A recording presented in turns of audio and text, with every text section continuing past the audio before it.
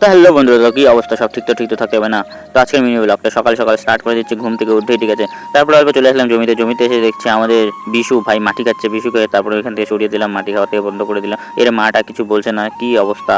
তারপরে এখানটা চলে আসলো একটা ভাই, আর ভাইটা দেখতে পাচ্ছ খুবই কিউট, আর ও কানের মধ্যে ফুল লাগিয়ে রেখেছে, আর ফুলটাও নিজেও জানতো না কানে আছে। আর দেখে কি খুশি, দেখো কি হাসিটাই না দিচ্ছে। তারপরে আমি দুপুরবেলা গেছিলাম অল্প মাঠের মধ্যে দেখতে কেউ আছে কিনা, কেউ নেই। তারপরে বিকালবেলা দেখছি আমাদের এখানটায় বাচ্চা কাচ্চারা খুবই খেলছে। কি খেলছে এটা তোমরা কমেন্ট সেকশনে বলে দাও, আমি তো জানি না এর নাম, কিন্তু খুবই মজা আসছিল দেখে।